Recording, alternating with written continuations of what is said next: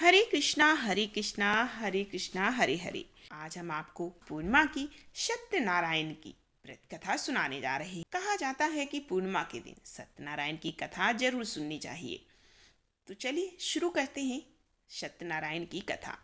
तो सभी लोग जल्दी से कमेंट में जय श्री सत्यनारायण जरूर लिखिएगा। एक समय की बात है, नैशिरण्य तीर्थ में सौनकादि 88,000 ऋषियों ने श्री सूत जी से पूछा, प्रभु इस कलयुग में वेद विद्या रहित मनुष्यों को प्रभु भक्ति किस प्रकार मिल सकती है तथा उनका उद्धार कैसे होगा। हे मुनिश्रेष्ठ, कोई ऐसा तप बताइए जिससे थोड़े समय में ही पुण्य मिले और मनवांछित फल मिल जाए। इस प्रकार की कथा सुनने की हम इच्छा रखते हैं। सर्वशास्त्रों के ज्ञाता सूत जी बोले, हे वैष्णवों में पूज्य, आप सभी ने प्राणियों के हित की बात पूछी है, इसीलिए मैं आपको एक ऐसे श्रेष्ठ व्रत के बारे में बताऊंगा जिसे नारद जी ने लक्ष्मी नारायण जी से पूछा था और लक्ष्मीपति ने मुनि श्रेष्ठ नारद जी से कहा था। अब आप लोग इसे ध्यान से सुनिए। एक समय की बात है, योगी राज नारद जी दूसरों की हित की इच्छा के लिए अनेकों लोकों में घूमते हुए मृत्युलोक में आ पहुंचे। यहाँ उन्होंने अनेक योनियों में जन्मे प्रायः सभी मनुष्यों को अपने कर्मों द्वारा अनेक दुखों से पीड़ित देखा। उनका दुख देखकर नारद जी सोचने लगे कि कैसा यत्न किया जाए जिसके करने से निश्चित रूप से मानव के दुखों का अंत हो जाए। इसी विचार पर मनन करते हुए वह विष्णु लोक में गए। वहां वह देवों के ईश नारायण की स्तुति करने लगे, जिनके हाथों में शंख चक्र गदा और पद्म थे, गले में बरमाला पहने हुए थे। स्तुति करते हुए नारद जी बोले, हे भगवान, आप अत्यधिक शक्ति से संपन्न हैं, मन तथा वाणी भी आपको नहीं पा सकती। आपका आदि मध्य तथा अंत नहीं है। निर्गुण स्वरूप श्रेष्ठ के कारण भक्तों के दुख को दूर करने वाले हैं आप। आपको मेरा नमस्कार है। नारद जी की स्तुति सुनकर विष्णु भगवान बोले, हे मुनिश्रेष्ठ, आपके मन में क्या बात है? आप किस काम के लिए यहाँ पधारे हैं, उसे आप निसंकोच कहो। इस पर नारद मुनि बोले कि मृत्यु लोक में अनेक योनियों में जन्मे मनुष्य अपने कर्मों के द्वारा अनेक दुखों से दुखी हो रहे हैं। हे नाथ, आप मुझ पर दया रखते हैं तो बताइए कि वो मनुष्य थोड़े प्रयास से ही अपने दुखों से कैसे छुटकारा पा सकते हैं। श्री हरि बोले, हे नारद, मनुष्यों की भलाई के लिए तुमने बहुत अच्छी बात पूछी है। जिसके करने से मनुष्य मोह से छूट जाता है, वह बात मैं तुम्हें बताता हूँ, उसे ध्यान से सुनो। स्वर्ग लोक व मृत्यु लोक दोनों में एक दुर्लभ उत्तम व्रत है जो पुण्य देने वाला है। आज प्रेम बस होकर मैं तुम्हें उस व्रत के बारे में बताता हूँ। श्री सत्यनारायण भगवान का यह व्रत अच्छी तरह विधान पूर्वक करके मनुष्य तुरंत ही यहाँ सुख भोग कर मरने पर मोक्ष पाता है। श्री हरि के वचन सुनकर नारद जी बोले कि इस व्रत का फल क्या है और इसका विधान क्या है। यह व्रत किसने किया था, इस व्रत को किस दिन करना चाहिए, सभी कुछ आप मुझे विस्तार से बताइए। नारद जी की बात सुनकर श्री हरि बोले, दुख व शोक को दूर करने वाला, यह सभी स्थानों पर विजय दिलाने वाला है। मानव को भक्ति व श्रद्धा के साथ शाम को श्री सत्यनारायण की पूजा धर्मपरायण होकर ब्राह्मणों एवं बंधुओं के साथ करनी चाहिए। भक्ति भाव से ही नैवेद्य केले का फल, घी, दूध और गेहूं का आटा सवाया ले। गेहूं के स्थान पर साठी का आटा, शक्कर तथा गुड़ लेकर भी सभी भक्षण योग पदार्थों को मिलाकर भगवान का भोग बनाएं। ब्राह्मणों सहित बंधु बांधवों को भी भोजन कराएं। उसके बाद स्वयं भोजन करें। भजन कीर्तन के साथ भगवान की भक्ति में लीन हो जाएं। इस तरह से सत्यनारायण भगवान का यह व्रत करने पर मनुष्य की सारी इच्छाएं निश्चित रूप से पूरी हो जाती हैं। इस कलिकाल अर्थात कलयुग में मृत्यु लोक में मोक्ष का यही एक सरल उपाय बताया गया है। बोलिए श्री सत्यनारायण महाराज की जय। यहाँ पर फर्स्ट अध्याय समाप्त होता है। अब हम आपको भगवान सत्यनारायण की व्रत कथा का दूसरा अध्याय सुना रहे हैं। सूत जी बोले, हे ऋषियों, जिसने पहले समय में इस व्रत को किया था उसका इतिहास कहता हूँ, ध्यान से सुनो। सुंदर काशीपुरी नगरी में एक अत्यंत निधन ब्राह्मण रहता था। भूख प्यास से परेशान वह धरती पर घूमता रहता था। ब्राह्मणों से प्रेम करने वाले भगवान ने एक दिन ब्राह्मण का वेश धारण करके उसके पास जाकर पूछा, हे विप्र, नित्य दुखी होकर तुम पृथ्वी पर क्यों घूमते हो? दीन ब्राह्मण बोला, मैं निधन ब्राह्मण हूँ, भिक्षा के लिए धरती पर घूमता हूँ। हे भगवान, यदि आप इसका कोई उपाय जानते हो तो बताइए। वृद्ध ब्राह्मण कहता है, कि सत्यनारायण भगवान मनोवांछित फल देने वाले हैं, इसीलिए तुम उनका पूजन करो। इसे करने से मनुष्य सभी दुखों से मुक्त हो जाता है। वृद्ध ब्राह्मण बनकर आए सत्यनारायण भगवान उस निधन ब्राह्मण को व्रत का सारा विधान बताकर अंतर्ध्यान हो गए। ब्राह्मण मन ही मन सोचने लगा, जिस व्रत को वृद्ध ब्राह्मण करने को कह गया है, मैं उसे जरूर करूंगा। यह निश्चय करने के बाद उसे रात में नींद नहीं आई। वह सवेरे उठकर सत्यनारायण भगवान के व्रत का निश्चय करके भिक्षा के लिए चला गया। उस दिन निधन ब्राह्मण को भिक्षा में बहुत सा धन मिल गया, जिससे उसने बंधु बांधवों के साथ मिलकर श्री भगवान सत्यनारायण का व्रत संपन्न किया। भगवान सत्यनारायण का व्रत संपन्न करने के बाद वह निधन ब्राह्मण सभी दुखों से छूट गया और अनेक प्रकार की संपत्तियों से युक्त हो गया। उसी समय से यह ब्राह्मण हर माह इस व्रत को करने लगा। इस तरह से सत्यनारायण भगवान के व्रत को जो मनुष्य करेगा वह सभी प्रकार के पापों से छूटकर मोक्ष को प्राप्त होगा, और जो मनुष्य इस व्रत को करेगा वह सभी दुखों से मुक्त हो जाएगा। सूत जी बोले, इस तरह से नारद जी से नारायण जी का कहा हुआ श्री सत्यनारायण व्रत को मैंने तुमसे कहा है। हे विप्रो, अब और क्या कहूँ। ऋषि बोले, हे मुनिवर, संसार में उस विप्र से सुनकर और किस किसने इस व्रत को किया है, हमें इन सब के बारे में सुनना है। इसके लिए हमारे मन में श्रद्धा का भाव है। सूत जी बोले, हे मुनियो, जिसने यह व्रत किया है वे सब सुनो। एक समय वही विप्र धन व ऐश्वर्य के अनुसार अपने बंधु बांधवों के साथ इस व्रत को करने को तैयार हुआ। उसी समय एक लकड़ी बेचने वाला बूढ़ा आदमी आया और लकड़ियां बाहर रखकर अंदर ब्राह्मण के घर में गया। प्यास से दुखी वह लकड़हारा उनको व्रत करते देखकर विप्र को नमस्कार करके पूछने लगा कि आप ये क्या कर रहे हैं।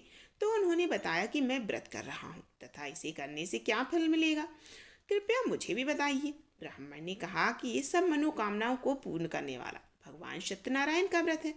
इनकी कृपा से ही मेरे घर में धन धान्य आदि की वृद्धि हुई है। विप्र से सत्यनारायण व्रत के बारे में जानकर लकड़हारा बड़ा प्रसन्न हुआ। चरणामृत लेकर वह प्रसाद खाने के बाद वह अपने घर गया। लकड़हारे ने मन में संकल्प किया कि आज लकड़ी बेचने से जो धन मिलेगा उसी से मैं सत्यनारायण भगवान का उत्तम व्रत करूंगा। मन में इस विचार को लेकर बूढ़ा आदमी सिर पर लकड़ियां रखकर उस नगर में बेचने चला गया जहाँ धनी लोग ज्यादा रहते थे। उस नगर में उसे अपनी लकड़ियों का दाम पहले से 4 गुना अधिक मिलता है। बूढ़ा प्रसन्नता के साथ दाम लेकर केले, शक्कर, घी, दूध, दही और गेहूं का आटा लेकर भगवान सत्यनारायण भगवान के व्रत की सामग्रियां अपने घर लेकर गया। वहां उसने अपने बंधु बांधवों को बुलाकर विधि विधान से सत्यनारायण भगवान का पूजन और व्रत किया। इस व्रत के प्रभाव से बूढ़ा लकड़हारा धन, पुत्र आदि से युक्त होकर संसार के समस्त सुख भोग कर अंतकाल में वह वैकुंठ धाम में चला गया। बोलिए श्री सत्यनारायण भगवान की जय। अब हम आपको सत्यनारायण भगवान की व्रत कथा का 3रा अध्याय सुना रहे हैं। सूत जी बोले, हे श्रेष्ठ मुनियों, अब आगे की कथा कहता हूँ। पहले समय में उल्कान्मुख नाम का एक बुद्धिमान राजा था। वह सत्य वक्ता और जितेंद्रिय था। प्रतिदिन देव स्थानों पर जाता और निधनों को धन देकर उनके कष्ट को दूर करता। उसकी पत्नी कमल के समान मुख वाली तथा सती साध्वी थी। भद्रशिला नदी के तट पर उन दोनों ने श्री सत्यनारायण भगवान का व्रत किया। उसी समय साधु नाम का एक वैश्य आया। उसके पास व्यापार करने के लिए बहुत सा धन था।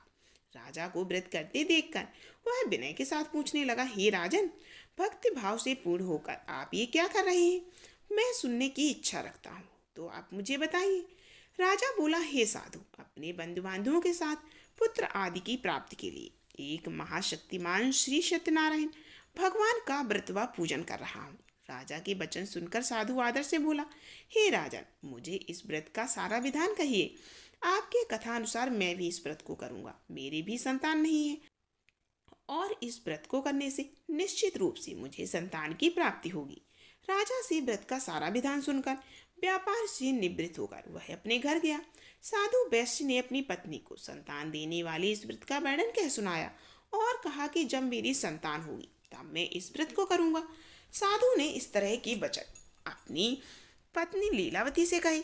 एक दिन लीलावती पति के साथ आनंदित हो सांसारिक धर्म में प्रवृत्त होकर सत्यनारायण भगवान की कृपा से गर्भवती हो गई। 10वें महीने में उसके गर्भ से एक सुंदर कन्या ने जन्म लिया। दिनों दिन वह बढ़ने लगी जैसे कि शुक्ल पक्ष का चंद्रमा बढ़ता है। माता पिता ने अपनी कन्या का नाम कलावती रखा। एक दिन लीलावती ने मीठे शब्दों में अपने पति को याद दिलाया कि आपने सत्यनारायण भगवान के जिस व्रत को करने का संकल्प किया था उसे करने का समय आ गया है। आप इस व्रत को करिए। साधु बोला कि हे प्रिय, इस व्रत को मैं उसके विवाह पर करूंगा। इस प्रकार अपनी पत्नी को आश्वासन देकर वह नगर को चला गया। कलावती पिता के घर में रहकर वृद्धि को प्राप्त हो गई। साधु ने एक बार नगर में अपनी कन्या को सखियों के साथ देखा तो तुरंत ही दूत को बुलाया और कहा कि मेरी कन्या के योग्य वर देख कर आओ। साधु की बात सुनकर दूत कंचन नगर में पहुंचा और वहां देखभाल कर लड़की के सुयोग बाणिक पुत्र को ले आया। सुयोग लड़के को देखकर साधु ने बंधु बांधवों को बुलाकर अपनी पुत्री का विवाह कर दिया। लेकिन दुर्भाग्य की बात यह कि साधु ने अभी तक श्री सत्यनारायण भगवान का व्रत नहीं किया।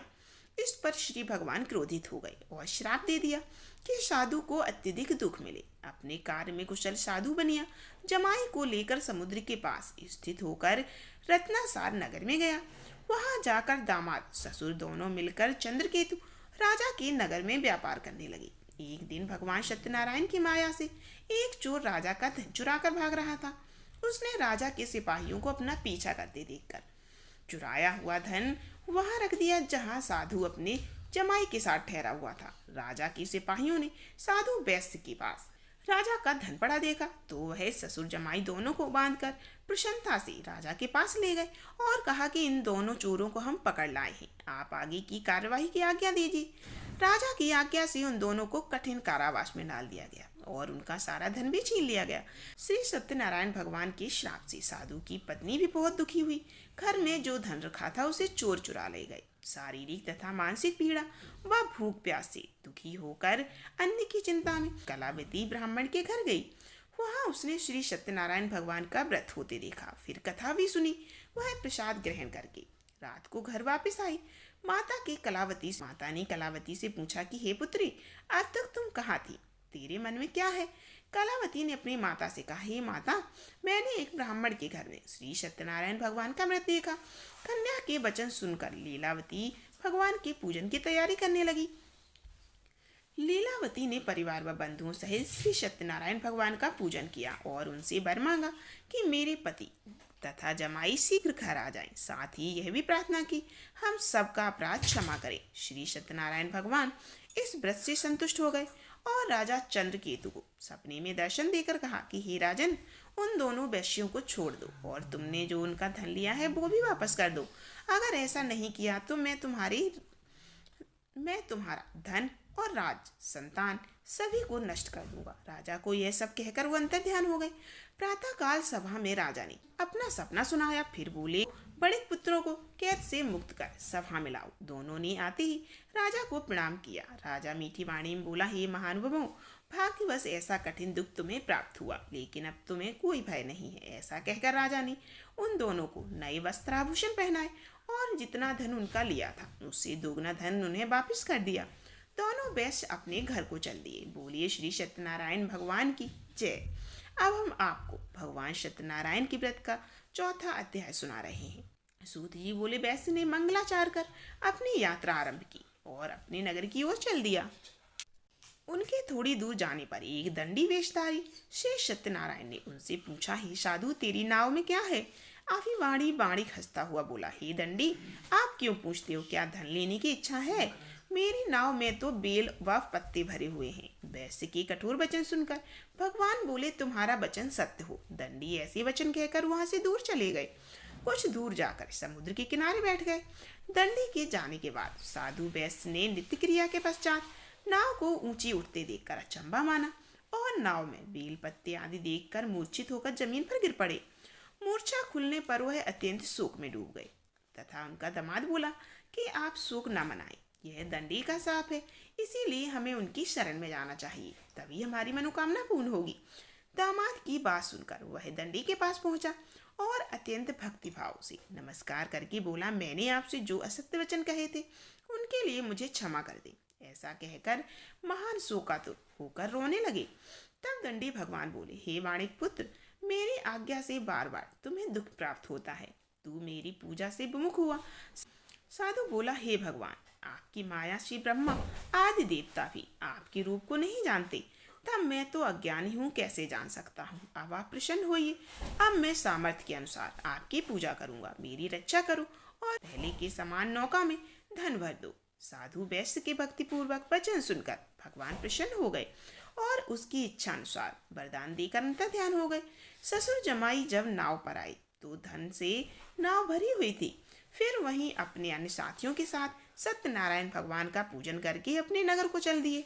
जब नगर के नजदीक पहुंचे तो दूत को घर पर खबर करने के लिए भेज दिया।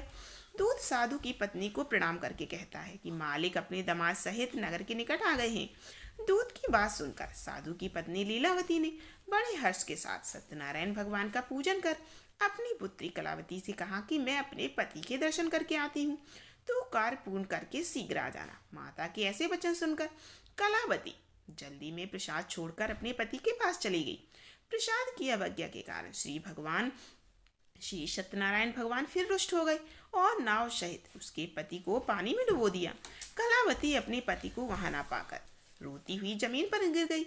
नौका को डूबा हुआ देख व कन्या को रोता हुआ देखकर साधु दुखी होकर बोला कि हे प्रभु, मुझसे तथा मेरे परिवार से जो भी भूल हुई है उसे क्षमा कीजिए। साधु के इन दीन वचन को सुनकर श्री सत्यनारायण भगवान प्रसन्न हुए और आकाशवाणी हुई, हे साधु, तेरी कन्या मेरे प्रसाद को छोड़कर आई है, इसीलिए उसका पति गायब हो गया है।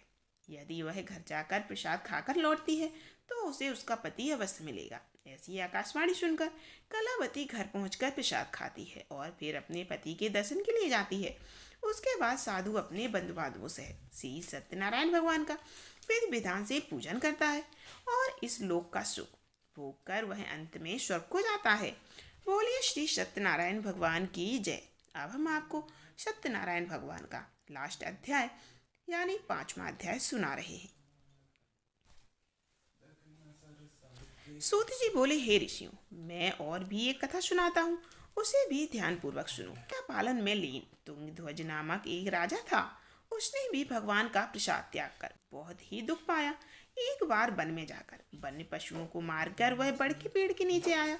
वहां उसने ग्वालों को भक्ति भाव से अपने बंधुओं सहित सत्यनारायण भगवान का पूजा करते हुए देखा। अभिमान बस राजा ने उन्हें देखकर भी पूजा स्थान में नहीं गया और न ही उसने भगवान को नमस्कार किया। ग्वाले ने राजा को प्रसाद दिया, लेकिन उसने वह प्रसाद नहीं खाया और उस प्रसाद को वहीं छोड़कर वह अपने नगर को चल दिया। जब वह नगर में पहुंचा तो वहां सब कुछ तहस महस पाया, तो शीघ्र ही समझ गया कि यह सब भगवान ने किया है। वह दोबारा ग्वालों के पास पहुंचा और विधि पूर्वक पूजा करके प्रसाद खाया तो श्री सत्यनारायण भगवान की कृपा से सब कुछ पहले जैसा हो गया। दीर्घ काल तक सुख भोगने के बाद मरणों उपरांत उसे स्वर्ग की प्राप्ति हुई। जो मनुष्य परम दुर्लभ इस व्रत को करता है उसे भगवान सत्यनारायण की अनुकंपा से धन धान्य की प्राप्ति होती है। निर्धन धनी हो जाता है और भयमुक्त जीवन जीता है। संतानहीन मनुष्य को संतान का सुख मिलता है और सारे मनोरथ पूर्ण होने पर मानव अंतकाल में वैकुंठ धाम को जाता है। सूत जी बोला, जिन्होंने पहले इस व्रत को किया था अब उनके दूसरे जन्म की कथा कहता हूँ। वृद्ध सतानंद ब्राह्मण ने सुदामा का जन्म लेकर मोक्ष की प्राप्ति की। लकड़हारे ने अगले जन्म में निषाद बनकर मोक्ष प्राप्त किया। उल्कामुख नाम का राजा दशरथ होकर बैकुंठ को गए। साधु नाम के वैश्य ने मोर ध्वज बनकर अपने पुत्र को आरे से चीरकर मोक्ष पाया। महाराज तुंगध्वज ने स्वयंभू होकर भगवान में भक्ति युक्त हो कर्म करके मोक्ष पाया। तो ये थी सत्यनारायण महाराज की कथा। आप लोग भी सत्यनारायण महाराज की पूरी कथा को सुनिए और वीडियो को लाइक कीजिए, कमेंट कीजिए। फिर मिलते हैं अगली वीडियो में। बोलो श्री सत्यनारायण महाराज की जय।